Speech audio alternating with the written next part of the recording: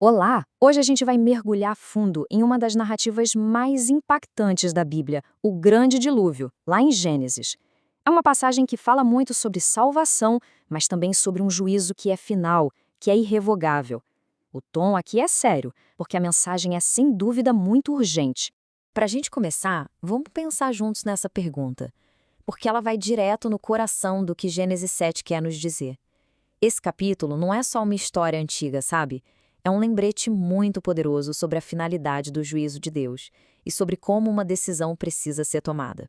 Agora, antes de qualquer juízo, de qualquer condenação, é fundamental a gente perceber qual foi a primeira atitude de Deus nessa história.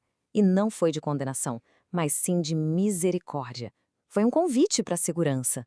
A ordem de Deus é muito clara. Entra tu e toda a tua casa. Percebe? O primeiro movimento de Deus é um convite cheio de graça. E note um detalhe importante: o convite não é só para Noé, é para a família inteira. O que mostra para a gente o cuidado especial que Deus tem com a unidade familiar. E isso, olha, ilustra de uma forma brilhante um princípio de Deus que a gente vê em toda a Bíblia.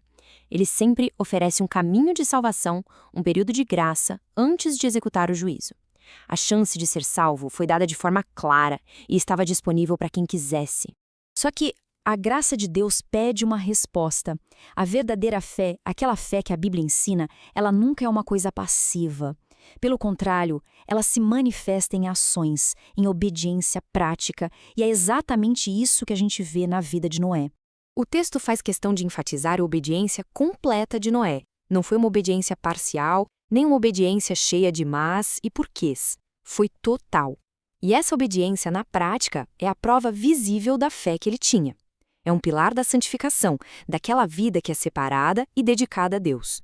Vamos dar uma olhada nesses passos. Não foram coisas simples, né? Exigiam um trabalho gigantesco, uma logística impressionante e, acima de tudo, uma confiança que não se abalava nas instruções de Deus, mesmo quando tudo ao redor parecia perfeitamente normal. 7 dias. Esse foi o tempo que Noé e sua família esperaram dentro da arca, já com todos os animais, antes que o dilúvio começasse de fato. Dá para imaginar a tensão, a expectativa. O tempo da graça estava literalmente se esgotando. E é isso que nos leva ao momento mais crítico, mais dramático de toda essa história. O momento em que a oportunidade acaba de vez e o destino de cada um é selado. O tempo de escolher tinha acabado. Todos os que creram, os que obedeceram, agora estavam a bordo, seguros, exatamente como Deus tinha mandado. O prazo final tinha chegado. E aqui está o ponto central de tudo isso. Presta atenção. Não foi Noé quem fechou a porta. Foi a própria mão de Deus.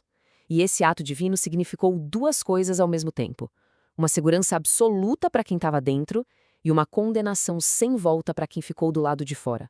Porque quando Deus fecha a porta, ninguém mais consegue abrir. A partir desse ponto, o foco da história muda completamente. A porta da misericórdia se fecha e as comportas do juízo se abrem com um poder que é simplesmente avassalador. A Bíblia descreve um evento catastrófico, global e literal. A água não veio só da chuva, de cima. Ela veio também de baixo, das fontes do grande abismo que se romperam. Foi um ato que demonstrou o poder total e absoluto de Deus sobre cada elemento da criação. E essa linha do tempo nos mostra a escala gigantesca do que aconteceu. Foram 40 dias e 40 noites de chuva sem parar. E depois disso, as águas continuaram subindo por 150 dias. Não havia lugar alto o suficiente para fugir, era impossível escapar. O resultado é sóbrio, é direto e é total. A distinção não podia ser mais clara. Existiam apenas dois grupos de pessoas: os que foram salvos dentro da arca e os que foram perdidos no juízo. E isso nos leva a um contraste final, que é crucial para a gente entender.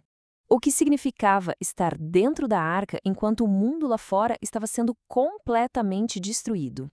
Essa tabela resume tudo, não é? Lá fora, o caos, a morte, o desespero. Mas lá dentro, paz, vida e uma segurança garantida por Deus. No meio da maior tempestade do juízo divino que já existiu, havia um lugar de refúgio perfeito. Teologicamente falando, a arca funciona como um tipo, Ou seja, ela é uma ilustração profética de Jesus Cristo. É como se fosse uma figura lá do Antigo Testamento que já apontava para uma realidade muito maior que viria no Novo Testamento. Da mesma forma que a arca era o único lugar de salvação do dilúvio, a Bíblia ensina que Cristo é o único refúgio seguro contra o juízo final. Estar na arca simboliza estar em Cristo. E a gente termina com esse pensamento que fica ecoando. A história de Noé atravessa os séculos e chega até nós. A porta da arca um dia se fechou. A porta da graça, que é Jesus, hoje está aberta. A pergunta que fica no ar é: por quanto tempo?